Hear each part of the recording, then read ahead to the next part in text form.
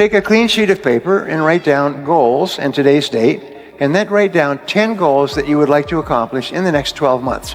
And write them in the present tense, almost like you're submitting an order. And just write down, I earn, I achieve, I weigh, I drive such and such a car, I own, whatever it happens to be, and the goals will be financial goals, family goals, physical goals, and so on. Write down 10. And then you take this list of 10, and you say, if I had a magic wand, and I could wave this magic wand, and I could have any one goal on my list within 24 hours, which one goal would have the greatest positive impact on my life? Which one goal? And go over it. And usually this will jump out at you. And put a circle around that goal. And that's a goal you transfer to a clean sheet of paper, and then you follow the 7 steps.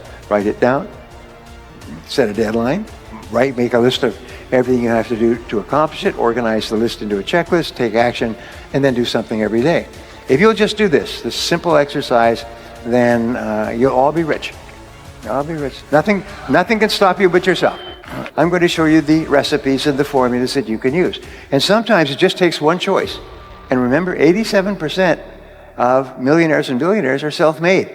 They started with nothing. And nobody's smarter than you, and nobody's better than you. If somebody else can do it, especially with all the disadvantages that many people start off with, if someone else can do it, you can do it as well. That's the proof.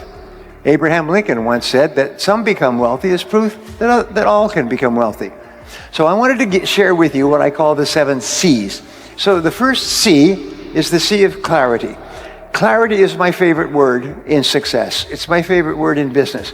I have done consulting for more than 1,000 corporations, large companies worldwide, companies like IBM and General Motors and PepsiCo and Bank of America. I mean, big companies.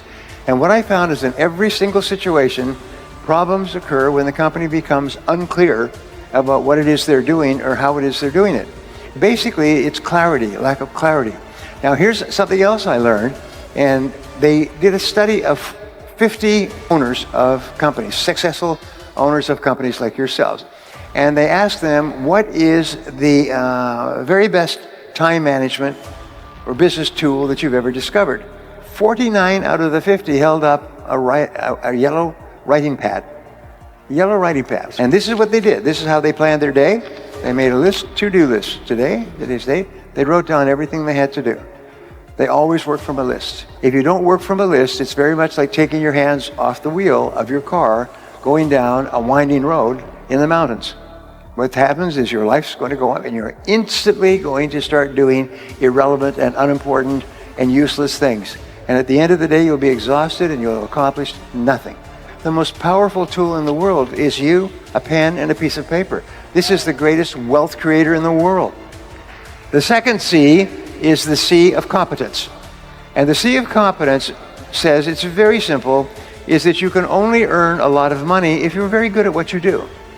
And so one of the most important things you do is you break down your work into skills. And you say, what are the most important skills I need to have to be successful? And there's recruiting is a very important skill. Training is an important skill. Managing, motivating is an important skill.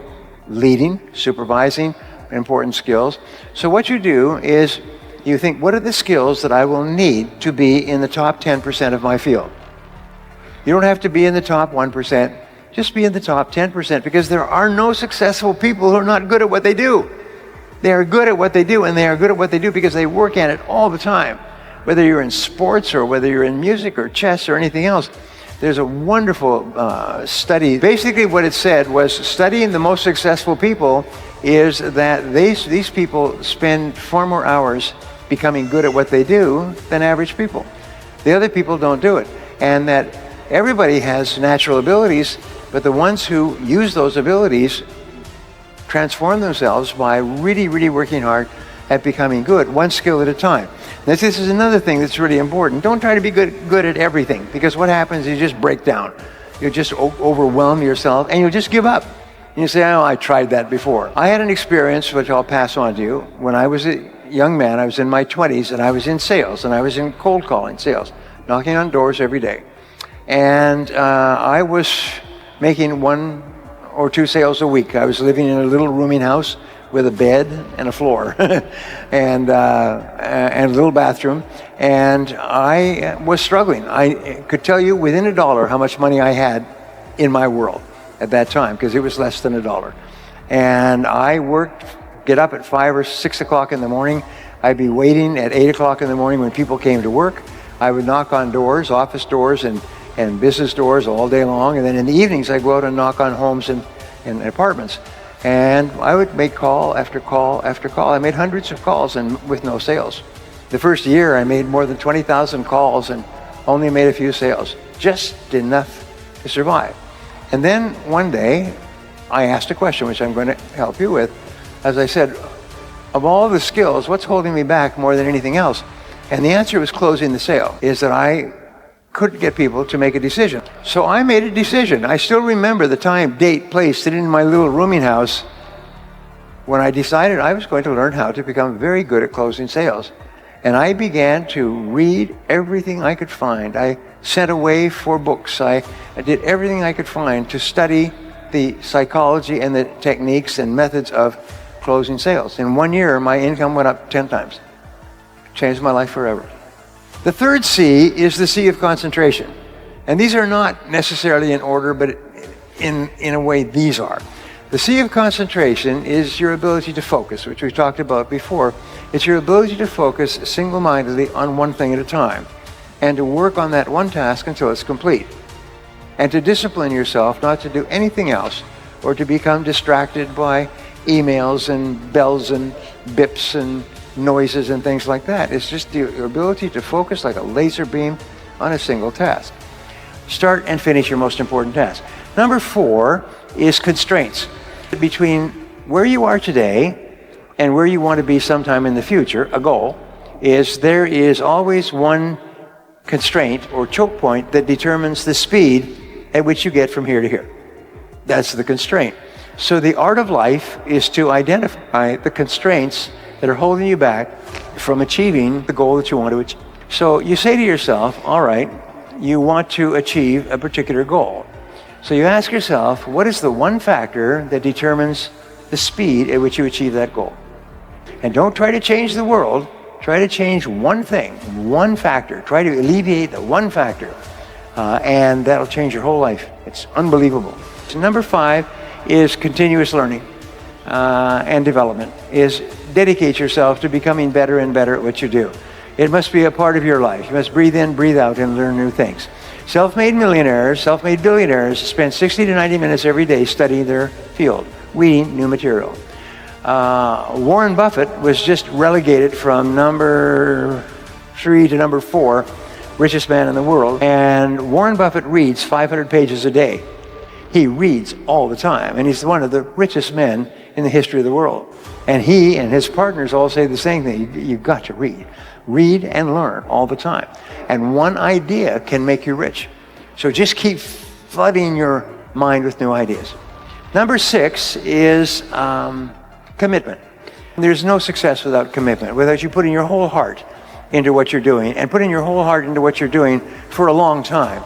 But if you do, there is no limit on what you can accomplish. As you get up in the morning and you make a decision that, by gum, I am going to succeed in this business, no matter how long it takes, no matter how many hours a day. And number 7 is courage. And courage, Winston Churchill said, courage is rightly considered the foremost of the virtues, for upon it all others depend. And in courage, what you have is 2 parts.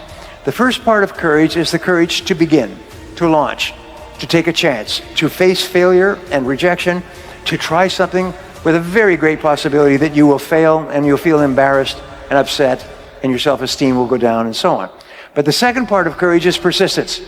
It's the power to keep going and keep pushing yourself and driving yourself. A woman that I was going out with before I was married, she asked me, Brian, she said, what is your best quality?